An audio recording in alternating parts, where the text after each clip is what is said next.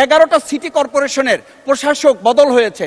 আমরা কি লক্ষ্য করলাম না, সবাই মিলে যদি বাংলাদেশ হয় তাহলে সরকারি দলের বাইরে একজন যোগ্য লোক সৎ কি মানুষ ওখানে খুঁজে পাওয়া গেল না। এই অবৈধ কাজে আমাদেরকে কারা সহযোগিতা করেছেন? এই অবৈধ প্ররোচনা আমাদেরকে কে দিয়েছেন? মাননীয় স্পিকার, আমি আর একটা কথা আপনাকে একটু স্মরণ করানোর জন্য বলছি। আমরা ছোট সময় আমি বাংলায় সাহিত্যে অনার্স করা, আজকে আমাকে আপনি স্নেহের সাথে মাসুদ বলে বলেছেন। আমার সংসদের নাম শফিকুল ইসলাম। এই মাসুদ নামটা যারা একেবারে খুব আমাকে স্নেহ করেন, আদর করেন, তারাই ডাকেন। আমি বাংলার সাথে আমাদের রাষ্ট্রবিজ্ঞানের ছিল, রাষ্ট্রবিজ্ঞানে আমরা ছোট একটা বাক্য পড়েছিলাম, নেসেসিটি নোস নো লস। আমরা এই নেসেসিটিকে আজকে একটা সংবিধানের ধারাবাহিকের মধ্যে আমরা আটকে ফেলেছি।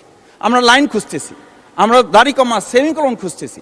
আমরা আজকে পরিষ্কার একটা কথা বুঝি যে আমাদের এই সংস্কারের প্রয়োজনটা এই কারণে দরকার হয়েছে, এই প্রস্তাবটা এজন্য উত্থিত হয়েছে যে এটা 30 কার্য দিবসের মধ্যে যেখানে করার কথা ছিল সেখানে আমরা খাল খননে গুরুত্ব দিলাম, ফ্যামিলি কার্ডে গুরুত্ব দিলাম, কৃষি কার্ডে গুরুত্ব দিলাম, আমরা আরো অনেক কাজে গুরুত্ব দিলাম। অথচ যেটার জন্য আজকে নির্বাচন করে আমরা এখানে নিজেরা কথা বলার সুযোগ পেলাম, সেই সংস্কার আমরা নজর দিতে পারলাম না কেন? মাননীয় স্পিকার, আমি আর দুটো কথা বলি।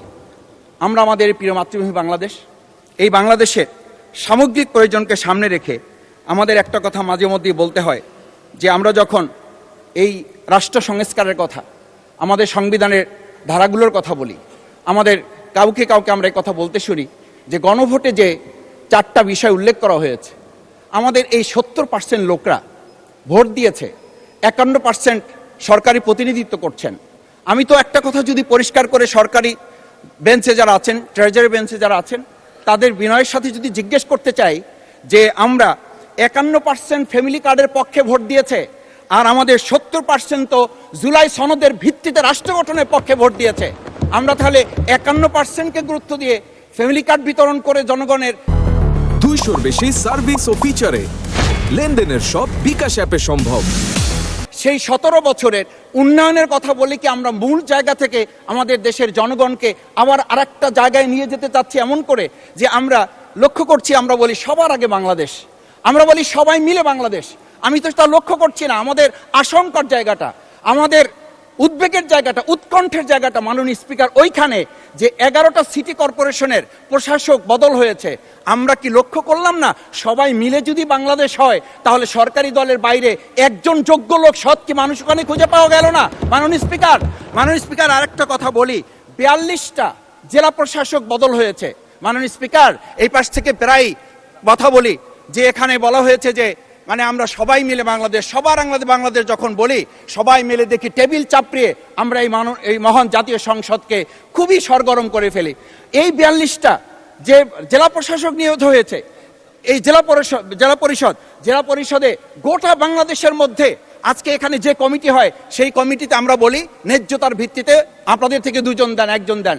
মাননীয় স্পিকার, খুবই বিনয়ের সাথে জিজ্ঞেস করি, আমরা কি সেই নতুন বাংলাদেশের দিকে যেতে পেরেছি যেই বাংলাদেশে এই 42 জন জেলা পরিষদের একজন জেলা পরিষদকে আমরা কাউকে খুঁজে বের করতে ওখানে ন্যায্যতার ভিত্তিতে দিতে পারলাম না? মাননীয় স্পিকার, আমরা তত্ত্বাবধায়ক আমাদের অন্তর্বর্তীকালীন সময়ে যখন 1-2 জায়গায় এরকম প্রশাসক নিয়োগ হয়েছে, আমরা বললাম এটা সংবিধান লঙ্ঘন এবং এটা গণতন্ত্রের সাথে সাংঘর্ষিক।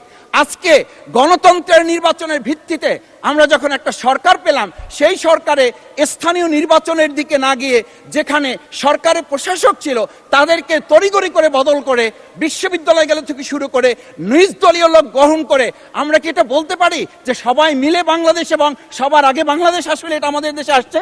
আমরা বলতে পারি না বিধায়ী আজকে জুলাই সনদ বাস্তবায়ন এবং তার ভিত্তিতে আমাদেরকে এখানে শপথ গ্রহণ করানো হয়েছে। আমাদের এই ট্রেজারি বেঞ্চ থেকে আমাদেরকে বলা হয় এটাই নাকি অবৈধ হয়েছে। অবৈধ একটা কাজ জাতীয় সংসদে আমাদের কাছে কাগজ প্লেস করেছে কে? যারা প্লেস করেছে তাহলে তাদেরকে তো আগে আইনের আওতায় নিয়ে আসা উচিত।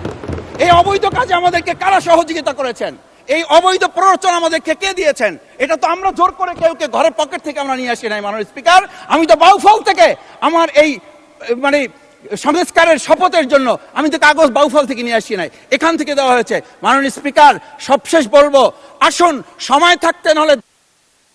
ধন্যবাদ মাননীয় সদস্য।